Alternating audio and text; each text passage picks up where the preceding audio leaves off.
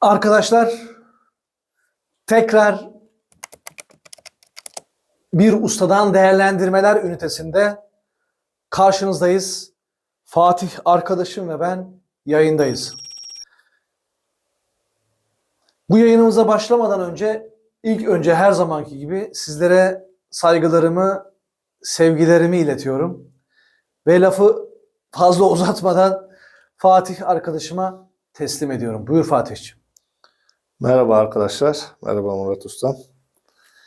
Bir takipçimiz Muhammed Atabey şöyle bir yorumda bulunmuş. Usta selam. Antalya'da yaşıyorum. İsmim Muhammed Emin Atabey. U17 gençler şampiyonuyum. Eksiklerim çok fazla. Örneğin önümüzde bir pozisyon var. Evet. 2 tercihim var demiş. Birinci tercih kolay fakat devamında kalacak pozisyon zor. İkinci tercih ise biraz zor ama devamı büyük oranda seriye kalır. Usta sence hangisini tercih etmeliyim demiş. U17'de neymiş Fatih? Şampiyon olmuş. Şampiyon mu olmuş? Vay, bir şampiyon yazıyor bize. Muhammed Emin Atabey. Emin Atabey. Kardeşim, güzel insan. Öpüyorum seni. Ne güzel bir şampiyonun yazması. Size söyleyeyim mi? Şampiyon her yaşta şampiyon işte. Bakın. Muhammed Emin. Muhammedciğim, sorun var ya, sana söyleyeyim mi? Zeka dolu ya. Zeka dolu derken neyi kastediyorum biliyor musun? Bilardo oynuyorsun ve işin içindesin demek. Yani bu işi çözmek istiyorsun çünkü ben seni anlıyorum orada. Bir tarafta ejderha var. Ejderha durmadan o 17 yaşın verdiği şey de var tabii. Artık o bizde yok Muhammedciğim. Sende var ama sen o 17'nin verdiği şeyle saldırmak istiyorsun. Ben bunu anlıyorum çünkü ben de öyleydim. Tamam mı? O cesaret, o gençliğin, o kanın verdiği bir cesaret var. O yavaş yavaş düzene girecek, şekillenecek, merak etme. Ama o ikimizin yüz yüze gelip konuşacağımız mesele. O ejderhayı nasıl terbiyeli bir şekilde getirebilmeyi konuşmak lazım. O da farklı bir mesele Muhammed. Anladın sen benim ne demek istediğimi. Ama senin sorun var ya, neden zeka dolu biliyor musun? Sorunu ben tekrarlayayım ki öyle yaptığımda benim sistemimde arkadaşlar şey yapıyorum bakın. Onu anlıyorum ve işi bitirmeye yönelik hareket ediyorum. Soru şöyle değil mi? Usta 2 tane pozisyon var. Bir tane pozisyon zor ama ben bunu vurursam seri kalıyor. Ama bir tane pozisyon kolay, onu vurursam da pozisyon kapatıyor, arkasını alamıyorum. Doğru mudur? Hangisini tercih etmeliyim? Muhammed, şimdi ne yapacağım biliyor musun kardeş? Tam bir usta yorum ha. Neden? Bunu bilmeyen adam cevaplayamaz. Bak ben sana söyleyeyim. Ancak bunu işin içinde olan bir adam böyle nokta atışıyla sana cevap verir. İnşallah ben sana şu anda bu cevabı vereceğim Muhammed. Birinci cevap. 1. Karşında oynadığın rakibin kim olduğu çok önemli Muhammed. Eğer sen karşında senin kulvarından bahsediyorum ama ben kendi kulvarıma göre konuşuyorum ki sen anla, tamam mı? Çünkü senin şu anda kaç ortalama oynadığını bilmiyorum. Ama ben şimdi diyorum ki kendi kulvarım. Benim karşımda eğer 1.500-1.600 genellik bir adam varsa ve benim karşımda kolay bir pozisyon varsa, bunun arkasından gelmiyorsa ilk önce neye bakıyorum Muhammed biliyor musun? Rakibin sayısı kaç? Rakibin sayısı kaç? Ben kaç sayı öndeyim? Rakibin bu oyunu döndürebilme yüzdesi ne? Eğer bu sayıyı kaçırırsam, ona kolay pozisyon kalırsam beni cezalandırır mı? Gördün mü bak Muhammed? Sorun nasıl cevaplanıyor? Ben yaptığım bu hatanın karşılığını çok üzülerek mi öderim? İlk önce şöyle yönünü döneceksin. Rakibe bir bakacaksın. Pozisyon kolay. Baktın rakip gerçekten çok zor. Maç berabere gidiyor. Bak. Maç berabere gidiyor. Sana söyleyeyim. O sayıyı alacaksın Muhammed. Çünkü artık orada senin için hava yok arkadaşım. Ama sen maçta öndesin ve tolere edebilirsin. Yani tolere edebilirsin derken neyi söylüyorum? Riske girebilirsin. Arkasından da seri var. Muhammedciğim o ejderhayı çıkar. Vur onu yani. Çünkü arkadan hata yapsan da belki adam seni gerçekten cezalandırmaz. Cezalandıramaz. Cezalandırmaz değil, cezalandıramaz. Rakibi süzeceksin kardeşim. Kendini de çözeceksin. Bakın.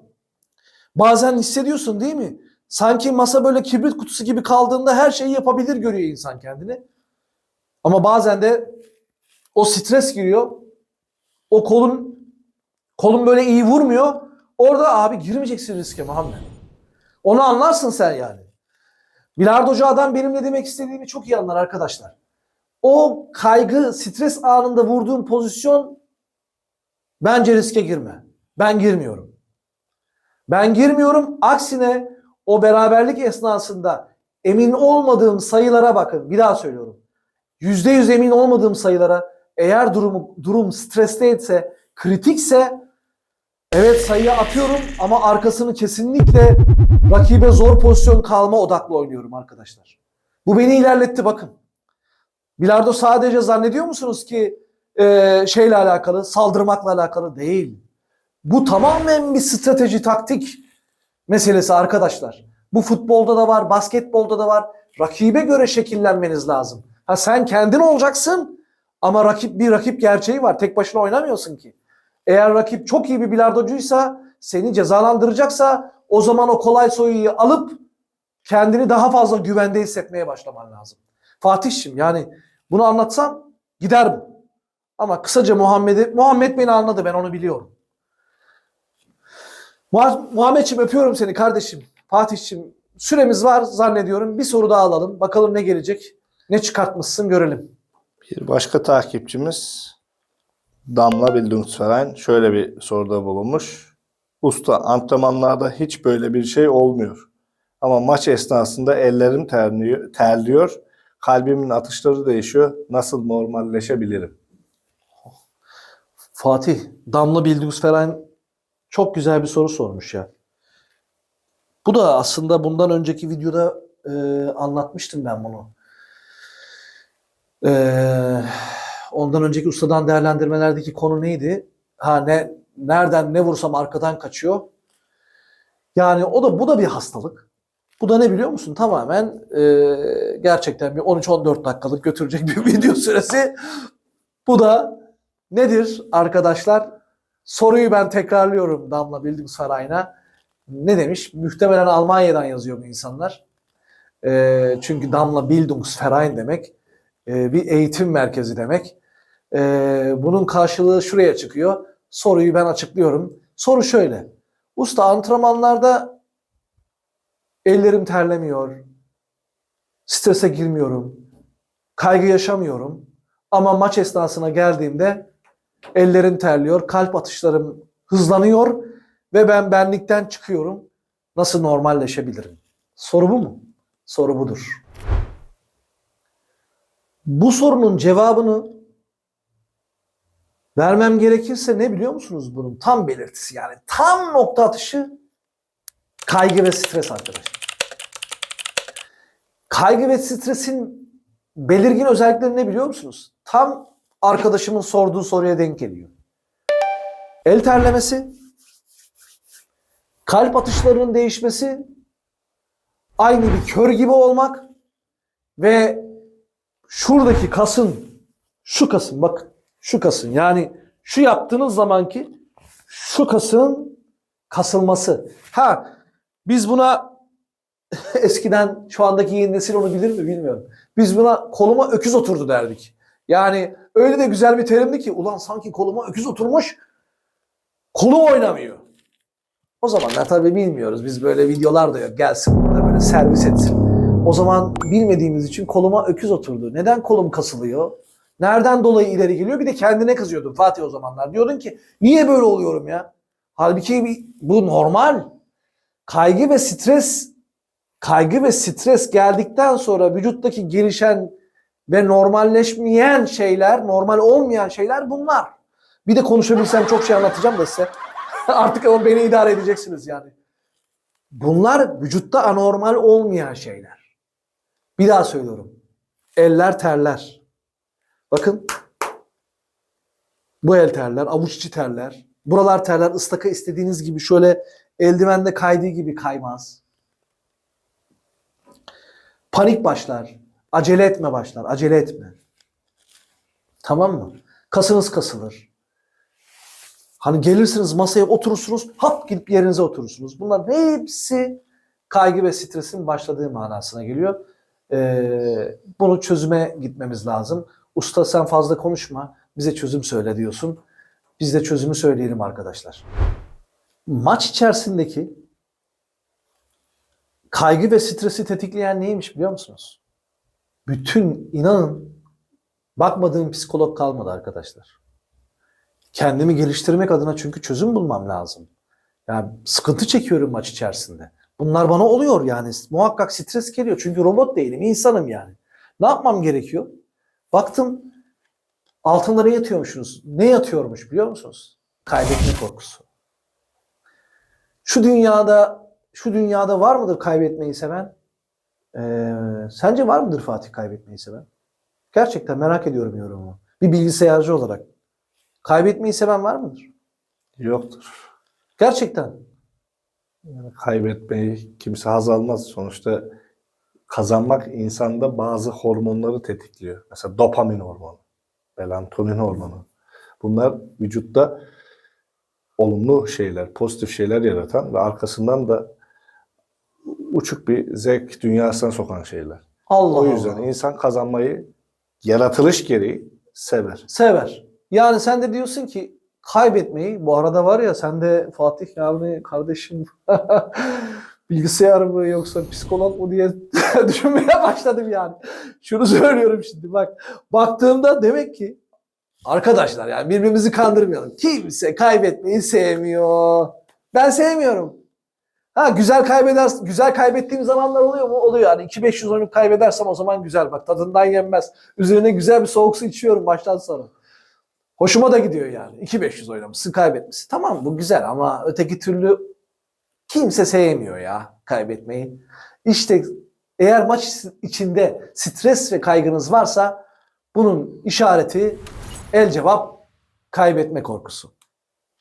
Kaybetme korkusuyla birlikte ne geliyor size biliyor musunuz? Sinir ve asabiyet. Maç içinde sinir ve asabiyet. Bakın bazı videolarım var. Dünya şampiyonlarına gittiğimde kozom çekmiş. Ve ben orada kendime bakıyorum. Maça bakmıyorum. Maç içinde beni böyle almış kamera. Bana bakıyor. Kamerada bakıyorum. Kendi suratımdan korktum ya. Korktum. Kendimi izlerken kendimden korktum. Öyle iğrenç gözüküyorum ki yani sanki o sırada bir Koreli ile oynuyorum. İsmini bile vermek istemiyorum onun. Bak şu anda bile beni geriyor. Beni deli etmişti. Maç içinde ben sadece ona takıldım bakın. Istakasını durmadan siliyordu falan filan. Uğraşıyordum adamla. Ama baktım sonradan.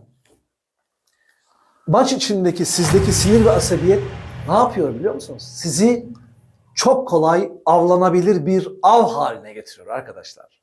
Bir daha söylüyorum. Avlanabilir bir av haline geliyorsunuz. Hani sizi yaptığınız o sinir ve asabiyet ya ben güçlüyüm. Benim karşımda kimse duramaz'a gelmiyorsunuz. Aksine bütün gücünüzü kendinizden alıyorsunuz. Rakibe böyle tam böyle bir limonlu kek gibi gidiyorsunuz önüne oturuyorsunuz. Sizi avlamak üzere programlıyor. Bir de sizdeki mimikleri görüyor zaten. Hani içinden şöyle diyor. Oh tamam kıvama geldi. Bakın ben söyleyeyim size. Kıvama gelmeyeceksiniz arkadaşlar. Hani sizi avlanabilir av haline getiriyor bu. Sizdeki asabiyet ve sinir, öfke, sizdeki bütün o başarı hormonlarını ve başarı normlarını yok ediyor. Yok ediyor. Vücudumuzda inanın bakın sinir sistemine anlatıyorum arkadaşlar. Çok acayip bir şey, çok acayip. Vücudumuzda sinir sistemine direkt müdahale eden sadece beynimiz değilmiş biliyor musunuz? Aynı zamanda 2 tane de hormon varmış. Adrenalin ve kortizon. Bu 2 hormon da direktmen sinir sistemini tetikliyor. Arkadaşlar, sinir sistemini tetikledikten sonra ne oluyor biliyor musunuz? Beynimiz bu adrenalin ve kortizon direkt sinir sistemine müdahale ediyor ya arkadaşlar. Sizin sinir sisteminiz yani eğer maç içinde sinirlendiyseniz bunlar direkt müdahale ettiğinden dolayı sinir sisteminiz devre dışı kaldığında ne oluyor biliyor musunuz? Ne oluyormuş? Bakın muş diyorum. Niye? Ben de öğreniyorum yani. Kendimi geliştirmem gerekiyor çünkü. Ne oluyormuş biliyor musunuz? Bunlar müdahale ettikten sonra siz artık otomatik pilota geçiyorsunuz. Nasıl otomatik pilota geçiyoruz usta? Şöyle ki sen topa artık kendin gibi vurmuyorsun. Topları istediğin gibi göremiyorsun. Böyle oluyorsunuz bakın. Aynı kör gibi. Sinirleniyorsun. Her pozisyona geliyorsun. Oh ben sayabilirim. İnanın belki 100 tane maçım vardır. Bakın alıyorum şunu. Geliyorum topa vuruyorum. Bakmadan oturuyorum. Geliyorum vuruyorum. Bakmadan oturuyorum. Vuruş saniyem 3 saniye. Yani inanılmaz. Niye biliyor musunuz? Orada artık siz kendinizden çıkıyorsunuz. Otomatik pilota geçiyor. Hata üzerine hata geliyor. Yani sizin beyniniz sizin strese girdiğinizi, kaygıya girdiğinizi hissedip bu 3 tane şeyle saldırıyor. Beyniniz bu 2 hormonla birlikte size saldırıp sizi bloke ediyor. Ama vücudun verdiği bir tepki bu zaten. Sizin kendi ekstranıza yaptığınız bir şey değil. Vücut bunu tamam bu adam stresli oluyor. Ya bu tek birer de içinde mi değil? Değil. Ben yükseğe çıktığımda da böyle oluyorum mesela. Hemen kalp atışlarım hızlanıyor, ellerim terliyor. Çünkü orada sıkıntı var.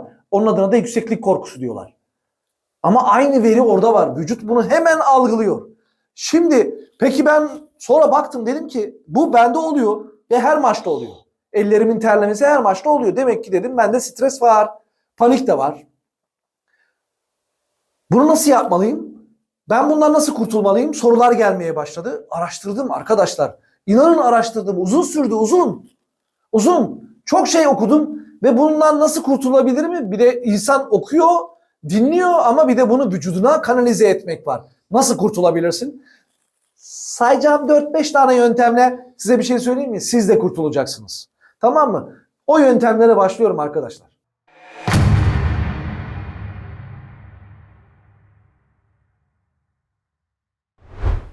Birinci yöntem ne biliyor musunuz? Çok enteresan. Seviyorum.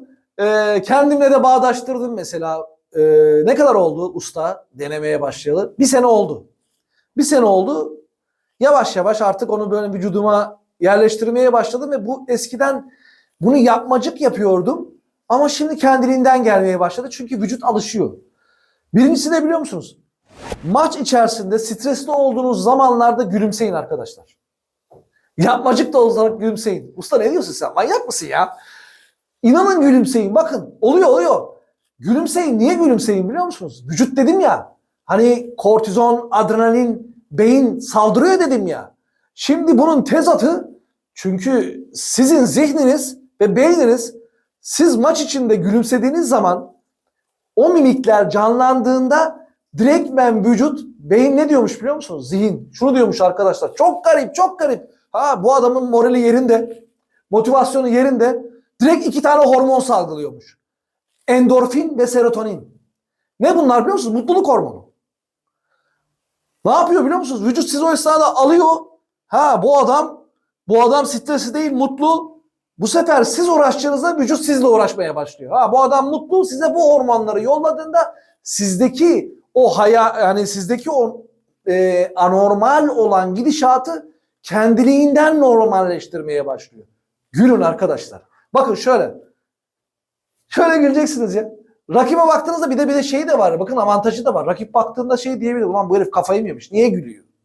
Ama aklına şey gelmez. Bakın. Avlanabilir bu av. Tam kıvamına geldi diye bir şey düşünmez. Sadece manyak mı diye düşünür. Düşünsün. Sorun değil. Yani problem yok. Ben bakıyorum bazen lan bu adam niye gülüyor? Sorun yok. Bana ne fark ya? Umurumda bile değil. Ben gülüyorum. Halbuki o sırada nelerle uğraşıyorum yani. Kendi o hormonlarımı halletmeye yani o serotonin, endorfin bilmem ne. Yani bunlardan kurtulmaya çalışıyorum. Güleceksiniz. Gülün arkadaşlar. Gülün. Birincisi bu. İkincisi hani böyle ikincisi derken şunu diyorum. Yani insan gider de şey yapar psikolog. Psikolog da böyle yapar. Mutlu olduğun anları hatırla. Hani ses tonunu da böyle indirir. Ben öyle ses tonuyla yapmayacağım arkadaşlar. Ama ne var biliyor musunuz? O serotonin ve endorfin hormonunu çağırmak için eğer insansanız hayatınızda mutlu olduğunuz anlar ve dakikalar var mıdır? Muhakkak vardır. Bakın benim var. Hani bu hayat durmadan da negatif şeylerle geçmiyor. Ailemle olduğum zamanlar var. Kendimle ilgili başardığım şeylerdeki mutluluklar var. Artık neyden çok mutlu olduysanız en çok, inanın onu gözlerinizi kapatıp maç içinde, o da yasak değil arkadaşlar. Parasıyla da yapmıyorsunuz. Göz içinde onları düşünüp sizdeki amaç ne biliyor musunuz? O hormonları çağırmak arkadaşlar. İkinci yöntem bu, biliyor musunuz? Size bu anları yaşatacak güzel anıları düşünüp o hormonları çağırmaya çalışacaksınız. Maç içinde olacaksınız ama maç dışında olacaksınız. Siz beni anladınız. Üçüncüsünde arkadaşlar nasıl biliyor musunuz? Şimdi ben burada sandalye olmadığı için gösteremiyorum maalesef. Yani inşallah çok büyük sponsorlar gelirse, çok büyük sponsorları da para kazanmak için istemiyorum arkadaşlar. Ama güzel bir yere ihtiyacım var yani. Bazıları yazmış tepe kamerası neden yok? Burasını zaten ben o amaçla yapmadım. Burası benim kendi antrenman alanımdı. Ondan sonra böyle bir hizmet etmeye karar verdik. Yani bana öyle birisi yazmış. O ne ya, ıslak arkadan değiyor, oraya değiyor, buraya değiyor. Değil arkadaşlar. Adam bana demiyor ki usta çok iyi yapıyorsun. Allah razı olsun, teşekkür ederiz. Adam diyor ki ustaka topa şeye değiyor. Ne derler, duvara değiyor. Ben biliyorum duvara değdiğini. Zaten burası YouTube çekilecek bir yer değil. Ben burada kendim antrenman yapıyorum. Kendim. Ama biz sonra böyle bir hizmet vermeye, böyle bir şeye karar verdik. Yeni bir yere geçer miyiz? Zaman ne gösterir bilmiyorum. O zaman sandalyede olur, size anlatırım. Sandalyede otururken arkadaşlar ellerinizi şöyle yapacak mısınız? Bakın. Şöyle. Yumruklarınızı çok sıkı sıkıp şöyle eliniz şeyken, bakın gösteriyorum. Görüyor mu Fatih'ciğim? Görüyor. Kan dolaşımı böyle 10'a kadar saydıktan sonra çok sıkı. Ondan sonra salacaksınız.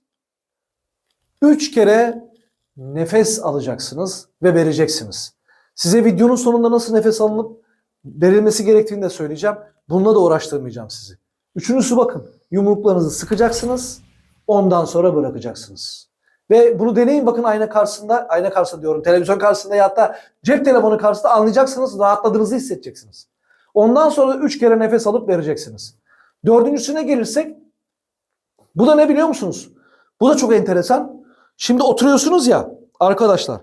Şöyle ellerinizde böyle, bak şöyle omuzlarınızı kaldıracaksınız. Şöyle geriye doğru. Omuzlarınızı geriye doğru kaldırıp tekrar gözleriniz kapalıp 3 kere nefes alıp vereceksiniz.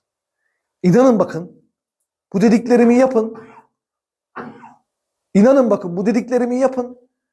Bu iş bitmiş olacak. Şöyle bir daha gösteriyorum. Bakın, normal. Omuzu şöyle geriye alıp şöyle 3 kere bu gözlerinizi kapalayıp derin derin nefes alıp vereceksiniz. Bunlar yapıldığında size söyleyeyim mi? O stres, kaygı denen canavar olabildiğince %80, %90 oranında gidiyor arkadaşlar. Deneyin. Denedim. Gerçekten %90 oranına gidiyor. Şimdi size doğru nefes almayı gösteriyorum. Ondan sonra da bu videoyu Fatih'cim bitiriyorum. Arkadaşlar, onca araştırmadan sonra nefes almayı gösteriyorum dedim ya size. Onca araştırmadan sonra hele şükür geldiğim nokta burası. Neden biliyor musunuz? Herkese gidecek olan bir reçete. Yani bir nefes uzmanından dinledim. Her nefes alma, mesela diyaframdan alınan nefes bazı insanlara iyi gelirken bazı insanlara kötü geliyor diyor nefes uzmanı. Ama bizim gibilere, yani şu anda ben ne yapmam lazım? Standarta konuşmam lazım. Öteki türlü ben nefes uzmanı değilim ki geleyim karşı karşıya. Senin böyle nefes alman lazım, benim böyle nefes almam lazım deyip. Ama kendime göre benim programladığım nefes şöyle arkadaşlar. Şöyle gösteriyorum Fatih'ciğim. İnşallah gösterebilirim kardeşim. Ben böyle yapıyorum arkadaşlar. Bakın. Bir kere vücudu dik konuma getiriyorsunuz. Tamam mı?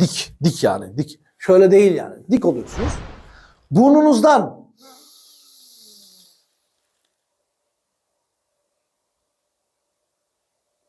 alıyorsunuz. Göstermem için öyle yapmam lazım. Burnunuzdan alıyorsunuz.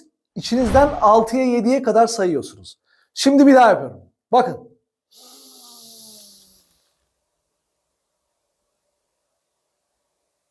Altı 7'ye kadar saydım.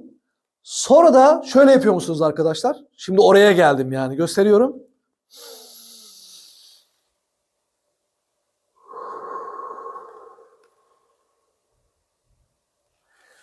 burnumuzdan 6-7'ye kadar sayarken ağzımızdan verirken de 9-10'a kadar sayıyoruz. Daha yavaş veriyoruz arkadaşlar. Hani o ellerin sıkılması ve vücudun yukarıya kaldırılması dediğim bölüm var ya, o bölümde 3 kere nefes alıp verin dediğim işte bunu yapacaksınız. Bu nefes. Yani artık tekrarlamama gerek yok. Burnunuzdan aldığınızda 6'ya 7'ye kadar sayarken ağzınızdan verirken de 9'a 10'a kadar sayacaksınız. İnanın denedim. Çok rahatlatıyor arkadaşlar. Çok rahatlatıyor. Böyle yapacaksınız. Fatih'ciğim zannedersem videonun süresi yeterli 2 soru. Bende de çünkü şey bitti yani.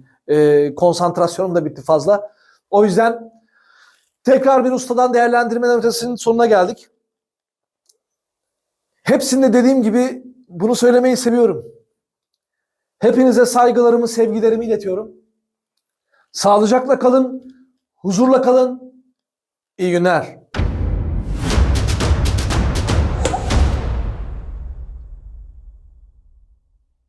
Bilardo'da daha önce hiç denenmemiş, hiçbir yerde bulamayacağınız yepyeni bir konseptle artık yayındayız. İstikamet, yetenek, armoni, psikoloji, sistem, teknik, bilardoya dair ne varsa tecrübeyle yoğrulmuş profesyonel bilardo oyuncularından yeni başlayanlara tavsiyeler eşliğinde yepyeni bir ufka yelken açtık.